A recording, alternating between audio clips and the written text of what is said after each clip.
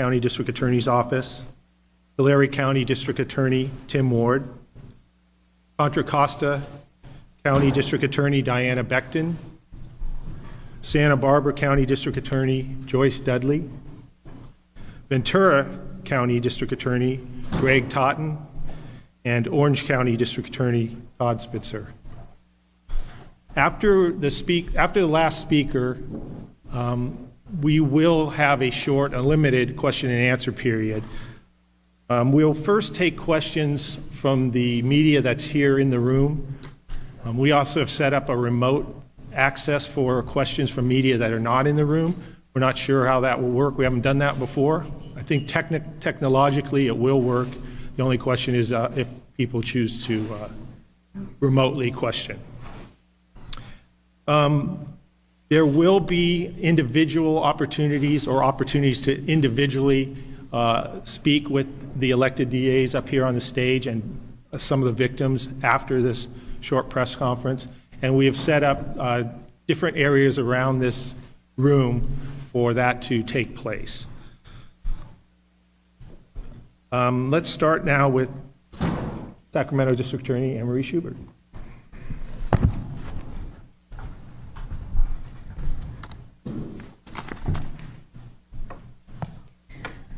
Today is a historic day in historic times in a historic venue.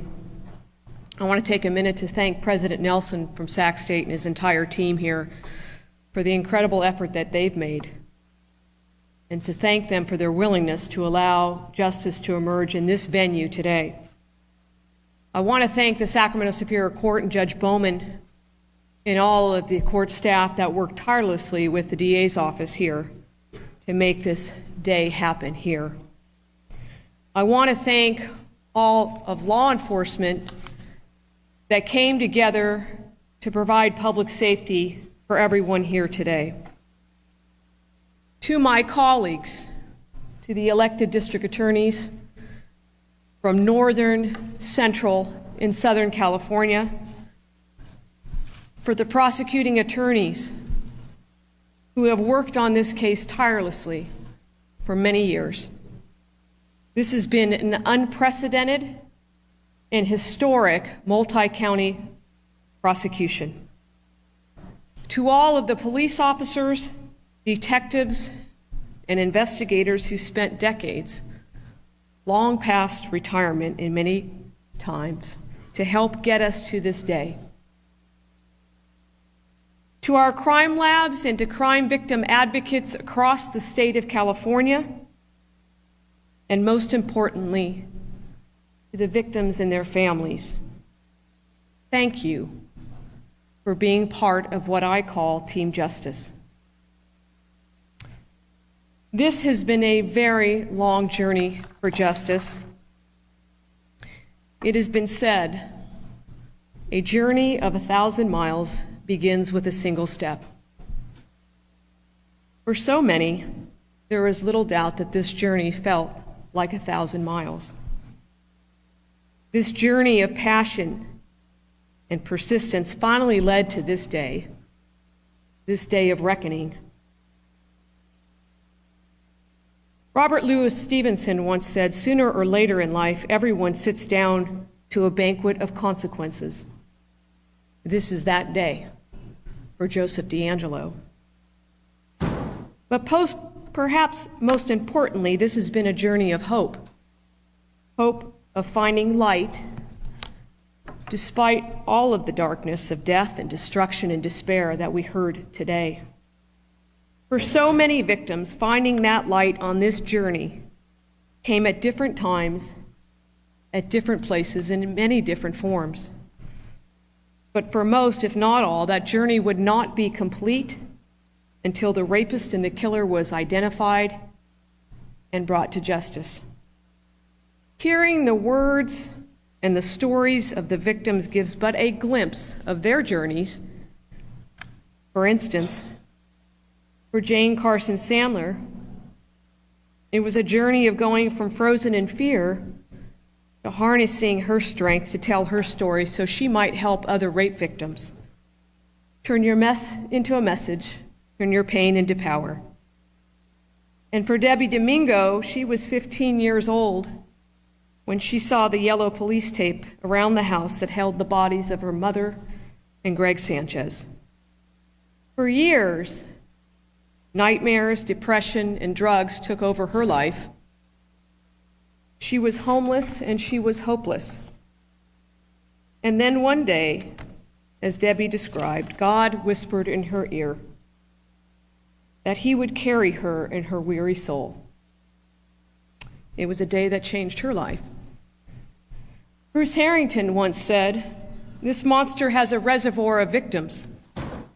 The Harringtons channeled their grief in 2004 to pass perhaps the greatest DNA databank law in this nation. Before that law was passed, about 1,200 DNA hits had happened, cold hits from DNA. Since that time of that passage in 2004, over 80,000 hits have occurred. Those 80,000 hits represent 80,000 victims. For others, finding that light in this journey came just a little over 2 years ago, when this revolutionary new DNA tool, investigative genetic genealogy, led us to identify and arrest this serial killer and rapist. For so many, the memories came flooding back. For instance, for Michelle Cruz, who was 17 when her best friend and sister Janelle was raped and murdered, she wept for hours after hearing about the arrest. After 32 years, she could finally unlock her bedroom door. In her words, "I can finally breathe again." For Loretta Maggiore, Brian's mom and Katie's mother-in-law, Loretta's now in her mid-80s. In her own words after the arrest, she thought about Brian every single day. Quote, "He would have been 61 years old. I made his killer dead in my mind for so long, I never really thought about it. I just missed my son." For all of the victims and their families, each has their own journey, each has their own story, each look to their own light despite the darkness. For the Sacramento community, the impact this man, the East Area rapist, had was ingrained in our memories. A 50-something-year-old businessman came up to me after the arrest and told me that his parents put tarps on the hallways of their floor so they could hear if the East Area rapist was walking down their hall. A middle-aged woman came up to me and said that she now felt safe to open her windows to feel the Delta breeze. For me, and for so many people in this community that lived here, he was the boogeyman. And then on April 24th of 2018, after his arrest and having sat and watched his interview with law enforcement, the detectives, Kenny Clark, and many others that night, reality set in for many of us. Reality set in for many of us. Joseph DeAngelo isn't just the Visalia ransacker or the East Area rapist or the Golden State Killer. Having sat here today and listened and sat that night of his interview, he is the real-life version of Hannibal Lecter. He is a cruel, intelligent, sadistic serial killer. He is pure sociopath. He is a master manipulator. And then we have today, perhaps even for others, that light came today, that we now have moved this monster, not simply from just being caught to now standing convicted. For those of us in this business, every so often you hear a phrase uttered in the hallways of our office or in the confines of the courthouse, a phrase that is often used to describe a moment when justice has emerged, a phrase that simply says, "Today was a good day for the people." Today was that moment. Today was a good day for the people.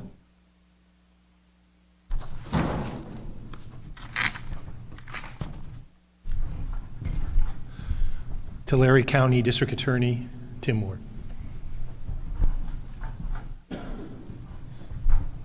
Good afternoon. I will tell you that today was an absolute honor and a privilege on behalf of the Tulare County District Attorney's Office and the men and women in law enforcement in our county to stand with and be present with the victims and the survivors that we were able to see today. Your dedication, your commitment, and your defiance today is what fuels us to do what we do.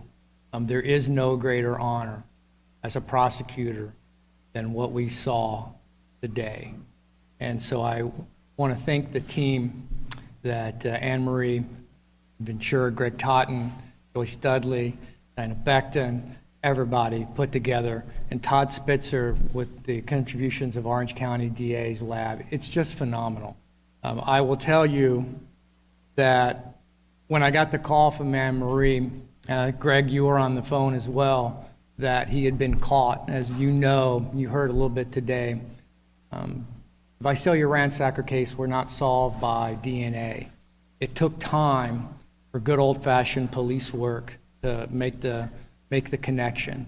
So I want to thank the team that gave us that time to conclude our investigation. I'll tell you that the community in Tulare County, the city of Visalia, is keenly aware that the tragedy and the nightmare that befell this state began in Tulare County, and it still impacts the community today.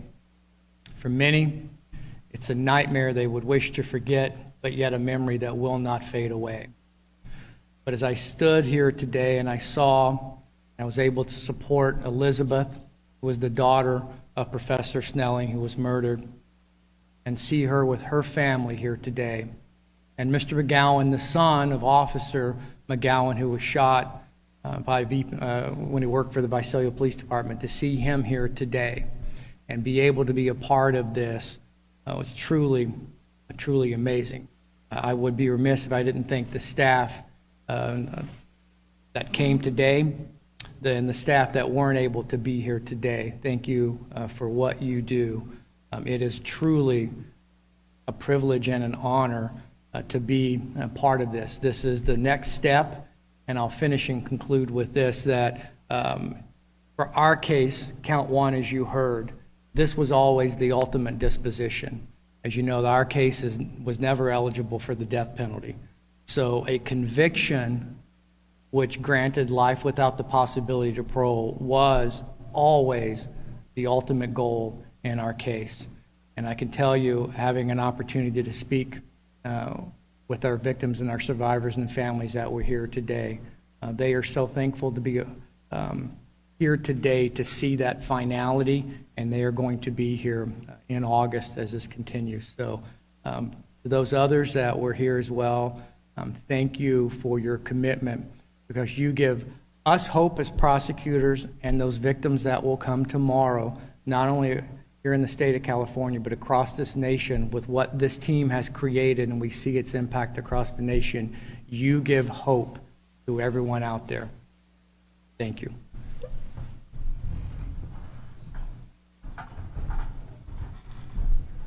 The next speaker is Contra Costa County District Attorney Diana Becton.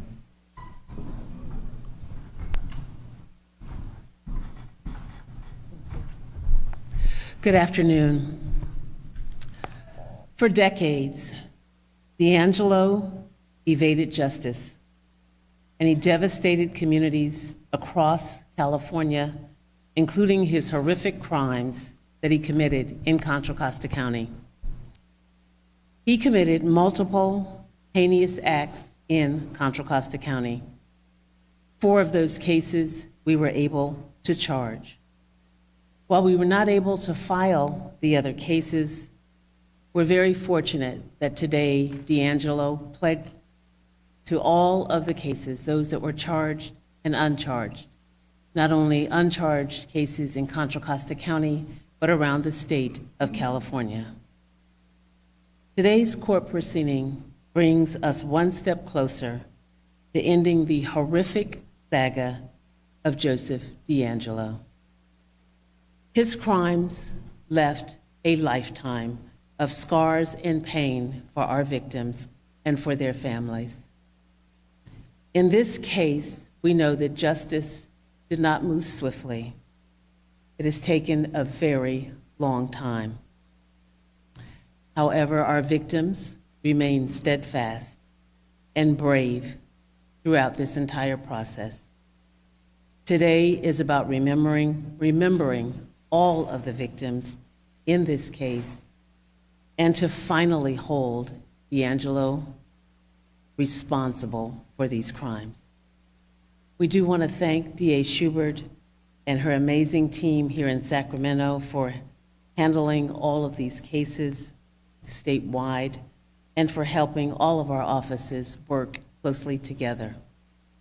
I also want to thank the other district attorneys who are also part of this team, our law enforcement partners, and the crime labs. Today, we were able to move this case one step closer to justice being done. Thank you.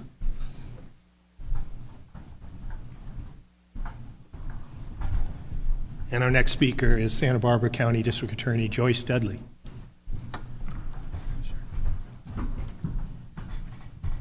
Whew, what a day.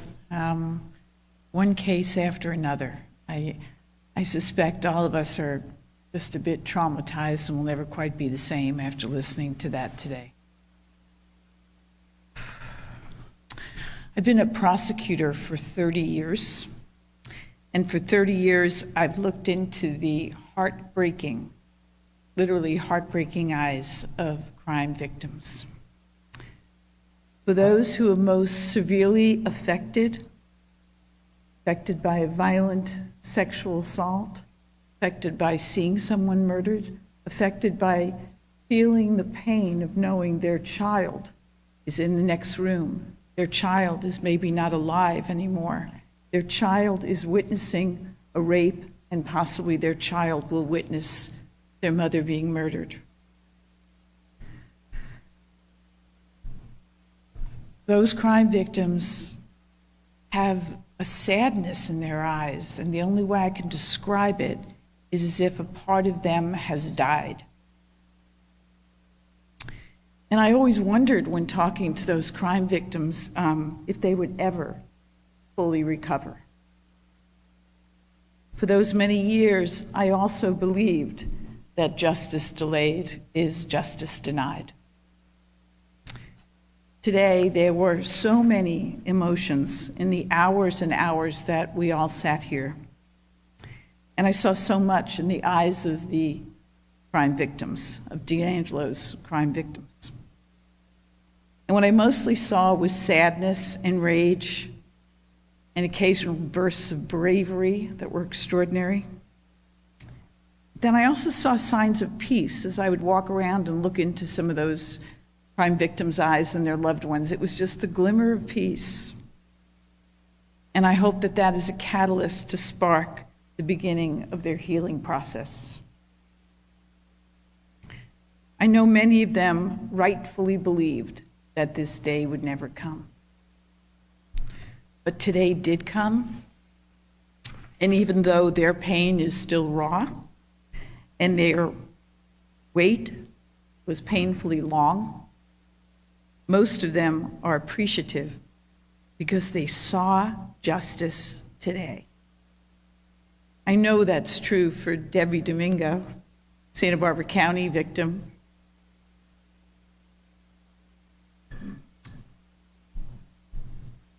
And for all of the other crime victims. And I believe they and I and everybody in this room and every district attorney who's here today owe that to DA Schubert and her extraordinary staff. I also believe the people of Santa Barbara County owe our appreciation to the hardworking and gifted law enforcement officers who worked on this case over the last several decades. And for the past 4 years, I owe a great deal of debt to our remarkable Chief Assistant District Attorney, Kelly Scott, who did this so magnificently, and the people of Santa Barbara County are very lucky to have you. Thank you all for being here today. Please don't underestimate how traumatic this was for you to be in this room, and take care of yourselves. Thank you.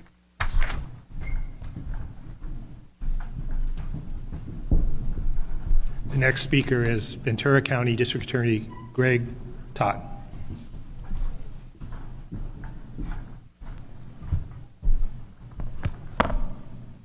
Well, today was indeed a very good day for the people. It was also a very good day for our justice system. I truly believe in my heart of hearts, justice was achieved today. But my fervent hope, my prayer, is that it was a good day for the many victims that were so harmed, whose lives were altered, whose lives were taken by this terrible predator. And this day would not have been possible without the visionary leadership of my good friend, Sacramento District Attorney Anne Marie Schubert. She got the ball rolling on this. All of us had been convening task force efforts, groups of investigators and detectives and prosecutors to try to bring this case to closure. Unfortunately, we had an investigator who came up with an idea out of left field, and rather than sitting on that, Anne Marie Schubert acted. And we are here today largely because of that. So I want to thank my good friend. I want to thank all my elected colleagues for their partnership. I want to thank the members of this courageous team that put this prosecution together. I especially want to thank my Chief Assistant District Attorney, Cheryl Temple, who is an extraordinary capital case prosecutor who I believe contributed mightily to the resolution of this case.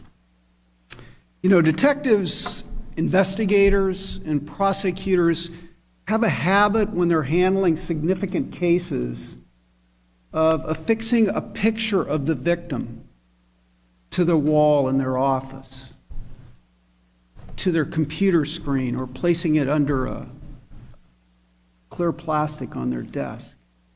And we do this because we want to be reminded of what the case is all about and why that case is important and what our duty and our obligation is to those individuals. But still, notwithstanding those efforts, passage of time during a lengthy hunt for a predator, or lengthy legal proceedings in court where we're trying to mount evidence against a predator, can cause our focus on those victims to be blurred a bit. We can kind of miss their importance, the importance of their life, their significance of their life, and their value to their loved ones and to their community. But thank God, their families, their survivors never forget. And they never allow us to forget about that importance, about the value of those lost ones in their lives. In today's plea hearing, we sought to remember and refocus the attention of all, of our entire criminal justice system, of the community, the larger media, state of California, on the many lives that were impacted by this predator, and their survivors, whose lives were forever altered by crimes this defendant, this predator, has now admitted before all. In this spirit, I want to briefly personalize Lyman and Charlene Smith. Lyman Smith was a gentleman.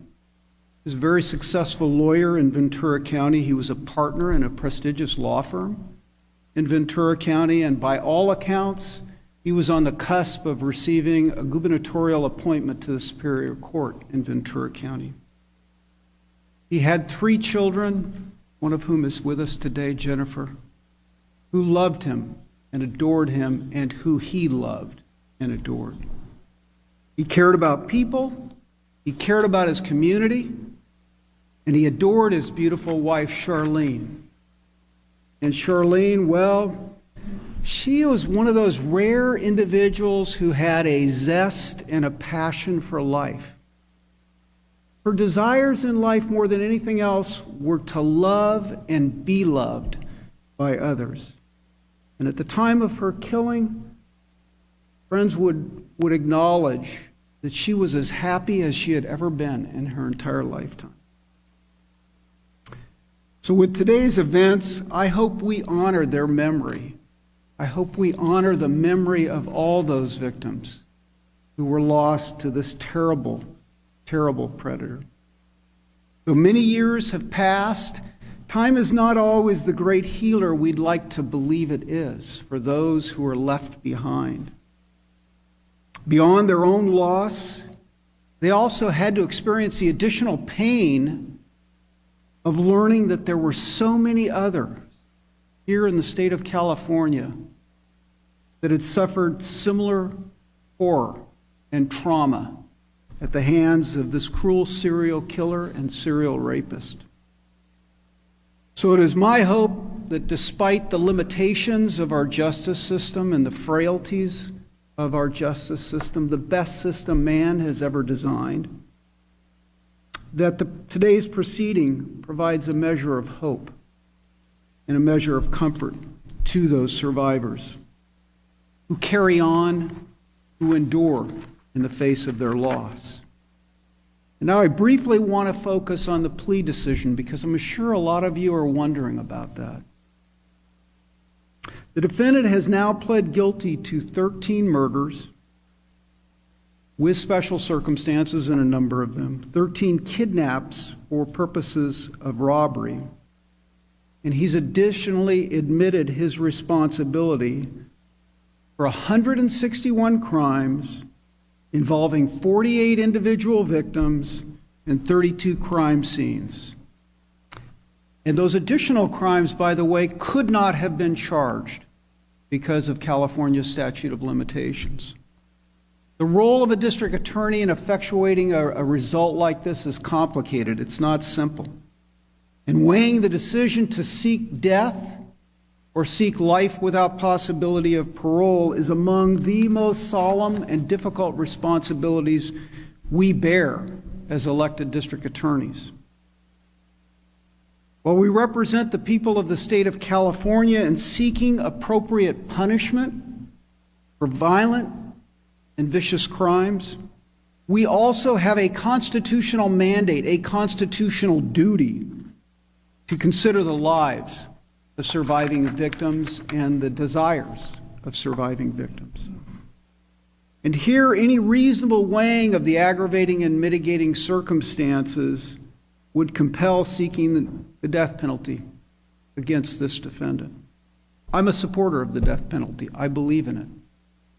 And the plea today in no way changes my view that this predator richly deserves the ultimate penalty under California's system of guided discretion for capital punishment. But in the end, I and my colleagues concluded that seeking death did not serve the best interest of the victims in this unique and decades-old serial rape killing case.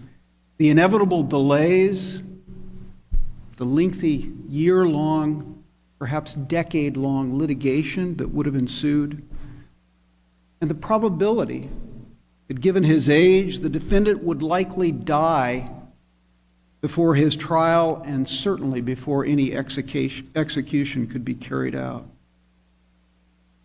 And for those victims whose crimes fell outside the statute of limitations, they would never have been given an opportunity to see and hear the defendant, as he did today, admit what he did to them, admit how he impacted and harmed their lives.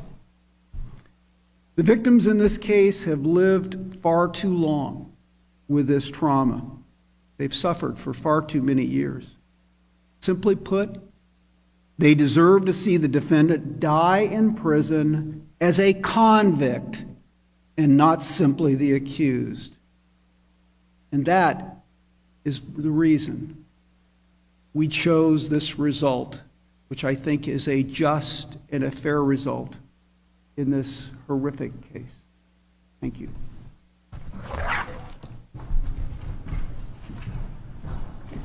The last speaker before we take questions is Orange County District Attorney Todd Spitzer. Thank you very much. Before I make my comments, I just want to thank my team. I want to thank Pat Dixon, Debbie Lloyd, Dennis Conway, Larry Poole was here, many of you know, investigator extraordinaire. Erica Hutchcraft from the Sheriff's Department has been working on this case for over 20 years. There are those who came before them in the District Attorney's office, just like all of our offices. There are people that have been working on this case for decades. And so I just count myself blessed to be part, and I would like to acknowledge my predecessor, Mr. Rakakis, who signed the complaint from Orange County, and he was obviously one of the leaders in the DNA movement for many, many years as well. Anne Marie, I just want to say publicly to you and to all my colleagues on the stage, to all of you who shepherded this case to today, I am just so impressed as a career prosecutor, your dedication to the word justice and what you achieved today. It's literally amazing. And some of the victims, you're still here listening to us, and I appreciate you staying. Today was a very difficult day for me because our world and our society is upside down. And while the nation is talking about defunding the police, the reason we got to a solution of this crime is because we support law enforcement. Those of you in law enforcement, career prosecutors and sworn and non-sworn, you are our heroes. I mean, the 5 of us up here, 6 of us, sorry. Yeah, 6. We had to huddle up and decide if we were going to seek death.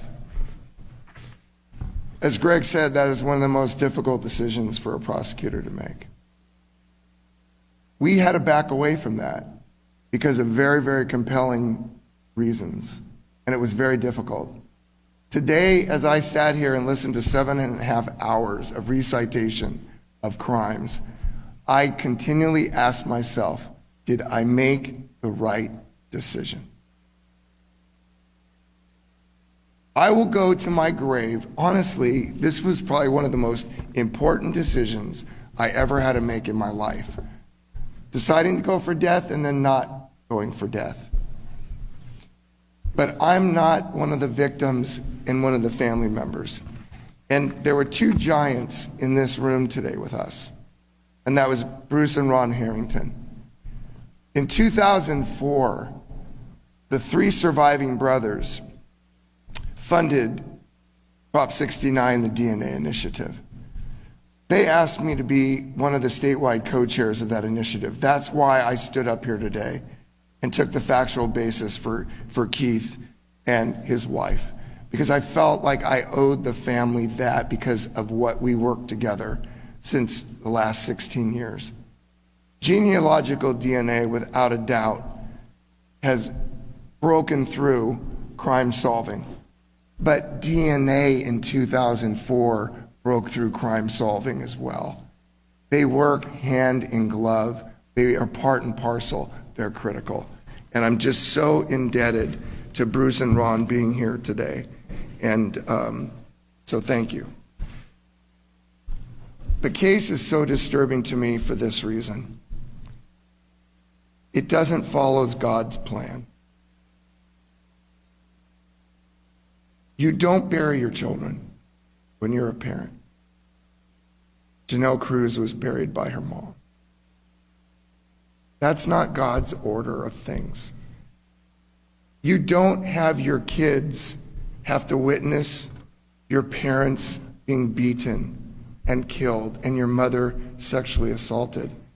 That's not the order of life. That is something that no one in their wildest dreams could ever perceive. It's not God's plan.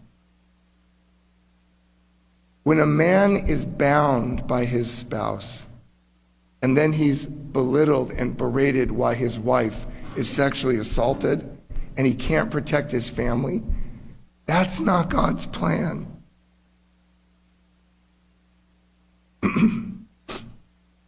That's why this is so hard. Because I'm a husband and a father too.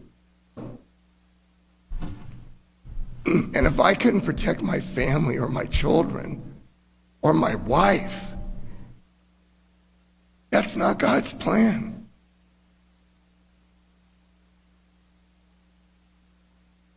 So I've been upset all day.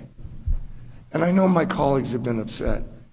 And they're right. This is a significant and landmark accomplishment. It is. And we should really celebrate that. And I cannot wait until August for the victim impact statements. That is a celebration of what you have all been through. But I don't want anybody to leave here, the journalists or the career prosecutors or any of us as electeds who have started, many of us, we were career prosecutors. I don't want anybody to think that no matter what the decisions that were made in this case that District Attorney Totten explained, or all of us will have to explain, I don't want anybody to think a couple things, that we know we got it right, that we're firm in our decision making, and that we'll always say that was the right decision. We did the best we could for the victims. I can submit to you that if all of the victims' families from the 4 murders in Orange County had not agreed to life without the possibility of parole, I would not have agreed to this. It came down to me, to the victims. I had to put aside my own personal belief and conviction. And I thought, and I do think, that that's what's going to save me from this constant consternation that I went through all day today. So I just want to say this since we're all together. We have a phenomenal country, man, with phenomenal values, and a dedicated law enforcement and people who care about the system. And I just hope as we leave that this case serves as an example of the difference between right and wrong and what we believe in and our values as a society. Because I am scared about the direction this nation is going and its lack of commitment to law enforcement. This case was solved because of the dedication of law enforcement. And unfortunately, there will be other victims in the future, and they deserve dedicated law enforcement working to protect them as well. Greg and I are sitting at the end of this stage, and that's where a convict sat all day. And there's a real weird aura for me over there. Anne-Marie described this as Hannibal Lecter. I will tell you, I swear I saw the devil today. That is the devil. Anybody who can do what he did over and over and over and seem to relish it over and over and over is the devil. So thank you, my friends, for what you did. Thank you for what you did. You're amazing people. You're all amazing people to the victims and to the professional staff. And I can just not thank you enough from the bottom of my heart. What a difference in my life you have made. This is a life-changing event, and you all were part of it. Thank you so much.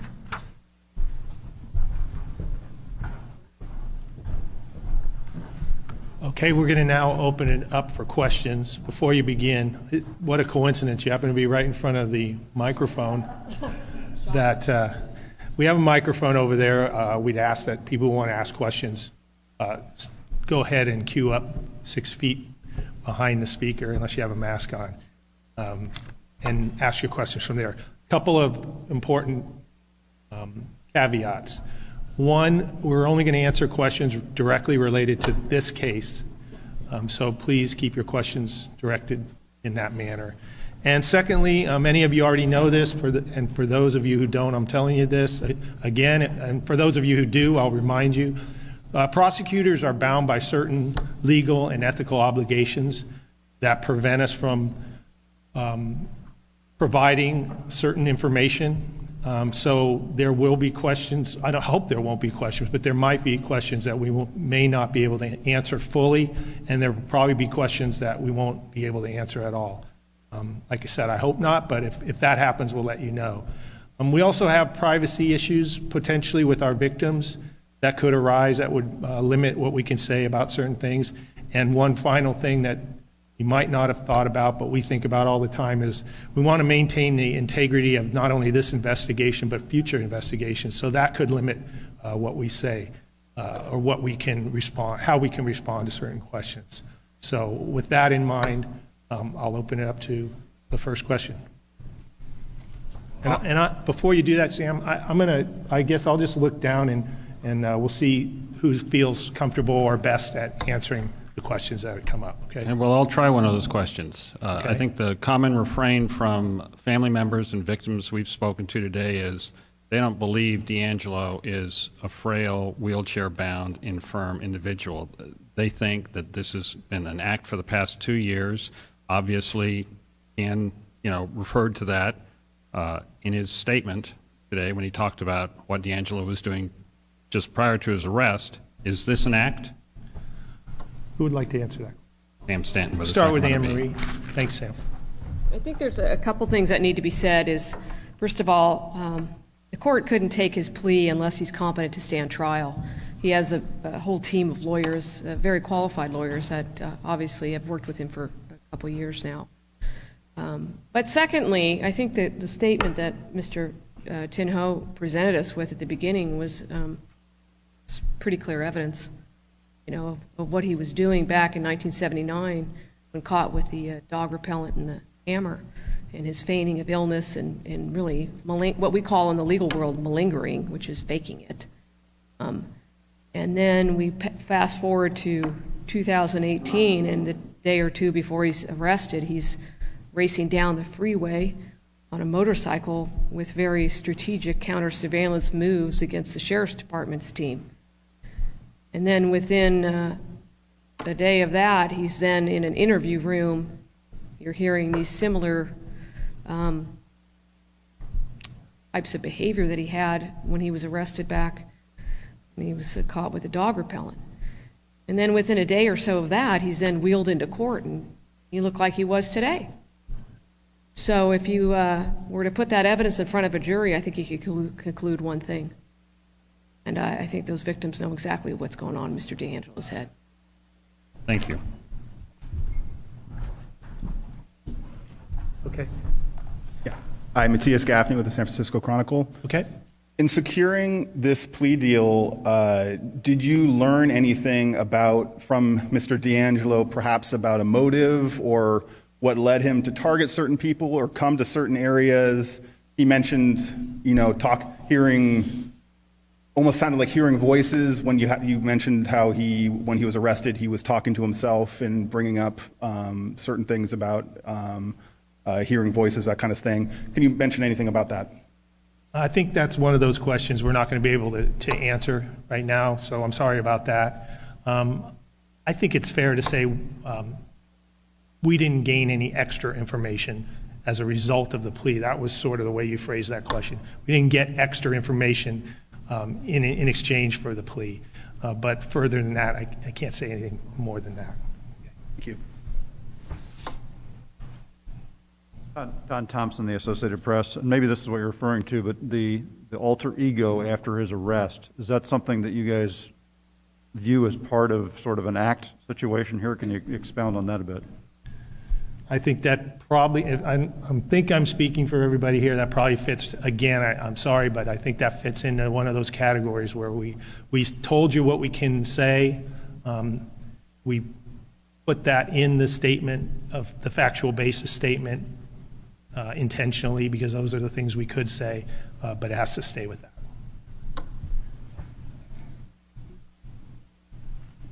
Hi there, Vantia with ABC 10. It was mentioned that litigation otherwise could have taken 10 years or so. In this highly publicized case, there's also a lot of Californians who are talking about, the cost savings for taxpayers if it had gone on. Can someone talk to me about the impact on the cost if this had gone to litigation? Tim, Greg? I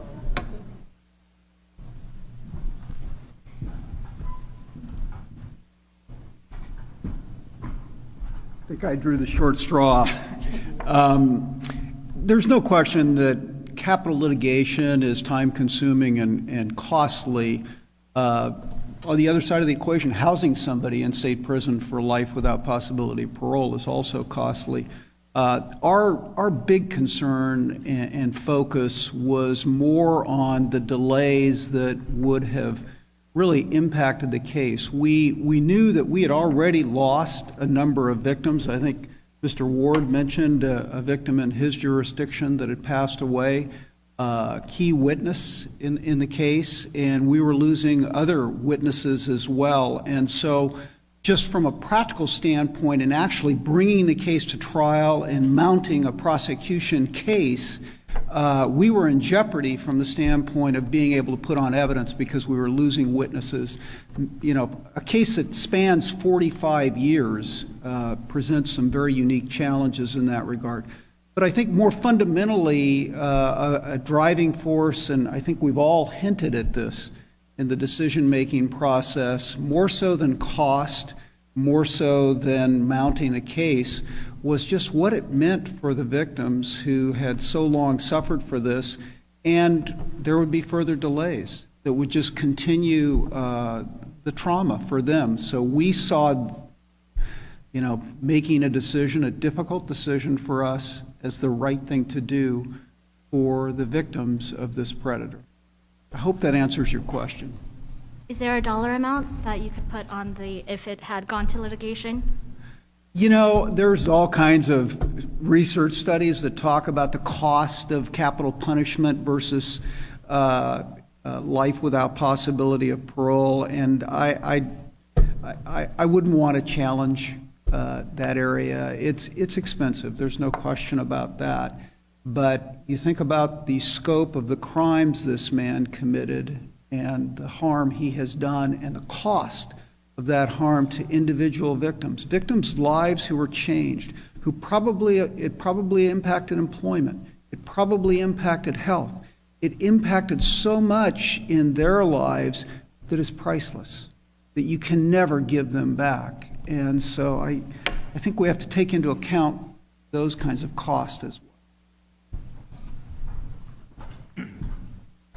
Hi, George Warren from CBS 13. Okay. Hi, George. We have two questions coming up, so this will be.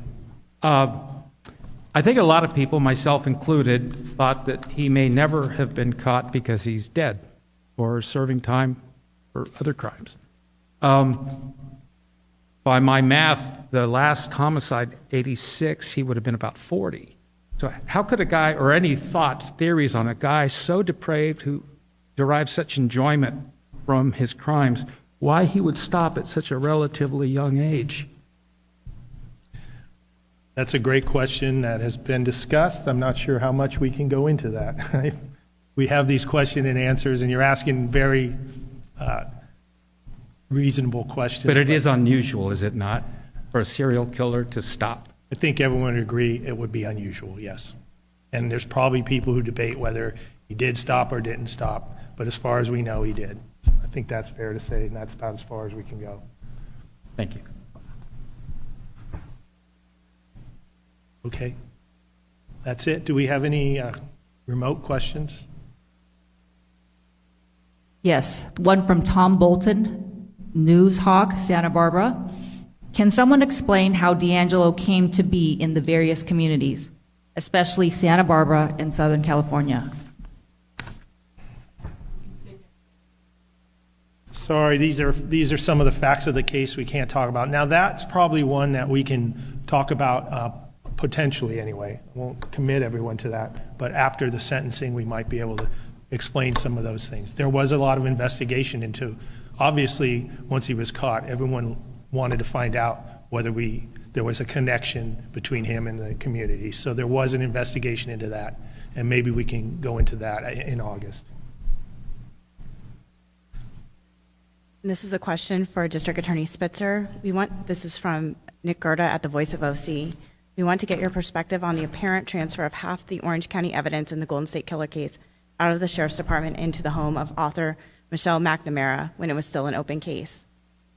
When did you learn about that, and what was your reaction? Did this movement of evidence affect the course of the prosecution? And more broadly, should these kinds of evidence transfers be happening to private citizens, particularly when cases are still active? So that's a long question. Let me see if I just get to the heart of the matter as I understand it. So there was a motion recently filed in Orange County Superior Court by one of the public defenders in Orange County alleging that there was some issues on chain of custody with respect to documents related to this case that we litigated today and we're still litigating with respect to Mr. DeAngelo, and whether or not the Orange County Sheriff's Office released documents and failed to protect the chain of custody. There's absolutely no evidence that that's true. The defense was fully informed in Mr. DeAngelo's case about the fact that Michelle McNamara was given by the Orange County Sheriff's Department at some point some copy of police reports and other documents, non-evidence-based documents, and that she was using them either to help research who the Golden State Killer might be at that time. Whether or not she had ideas for a book at that time, I'm not personally aware. But there's just no evidence either that we failed in any way whatsoever to disclose that in this case, or that there was any problem with the chain of custody in any Orange County case.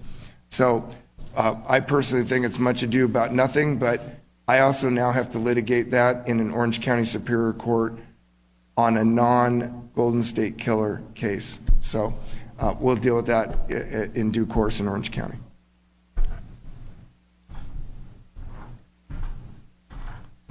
Okay, it sounds like that's all the questions we have. As I mentioned, we do have areas where people could be interviewed individually. If you want to do that, I know it's been a long day, but some of the electeds had to leave. I think they had flights probably, but those who are here might be willing to answer some of your questions. Thank you.